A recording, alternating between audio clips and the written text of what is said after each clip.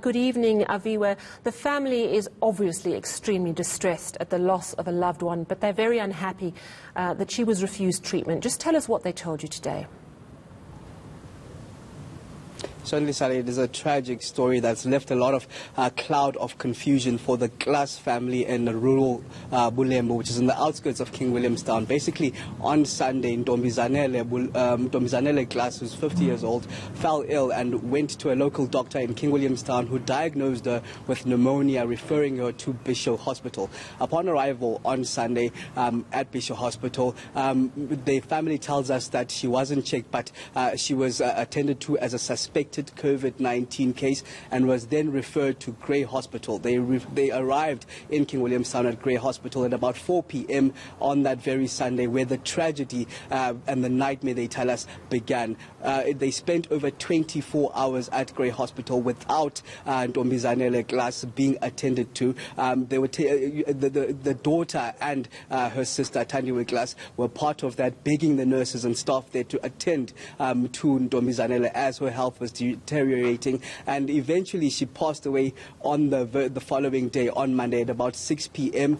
Without being attended to by any nurse. And while, in fact, Thandiwe Glass telling me that while she was passing away, feeling that she was passing away at about 6 p.m., they watched the family cry, watched in the passages. In fact, it's one of the issues that I did touch on with the Department of Health, who said that they have suspended the nurses that were on attendance on duty on that day, and in fact are investigating the situation as we speak. Do you know what specific care she was refused? Would she have been put on a ventilator, for example?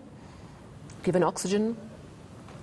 We understand, Sally, that eventually, only later on in the evening, one of the nurses braved out, because you understand the situation with the nurses. They claim that they didn't have the adequate PPE to attend to suspected COVID-19 cases or COVID-19 cases. I mean, it's an issue that I touched with Lunga Pai from Nahau. Basically says that not only Grey Hospital, but other hospitals around the Eastern Cape don't have the adequate protective gear. So eventually, only later on in the night, one of the nurses braved the situation and in fact saying that she's risking her life and gave her oxygen, but other than that there was no other assistance. And in fact, in speaking to the Department of Health in the Eastern Cape, Sizwe Kupela, the spokesperson, did assure me that in fact these hospitals do have the adequate PPE. So it is quite a tricky situation, hearing from the unions saying that the people in the front line. So there's two different stories. Aviwe, I'm sorry to interrupt. I just wanted to check with you. Has the cause of death actually been established? Family says pneumonia,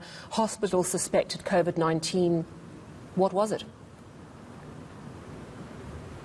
So they're preparing for the funeral now under a cloud of confusion. The funeral will be on Saturday at Bulembu village. The family still doesn't know till this day whether Ntombizanele Glass passed away because of pneumonia or COVID-19. They're still awaiting results, but people are coming in to visit the family. You understand the family themselves onshore because Thandiwe Glass, who is the younger sister as well as one of the daughters of Ntombizanele, were in the car with Ntombizanele, taking her to hospital. And in fact, when they arrived at Grey, they even had to keep her in the car. So they themselves aren't sure whether they have COVID-19, and they say that they haven't been checked. So it looks like it's quite a tricky situation at this moment. The family left under a cloud of confusion. Yeah, and while all the time mourning at the same time. Thank you very much.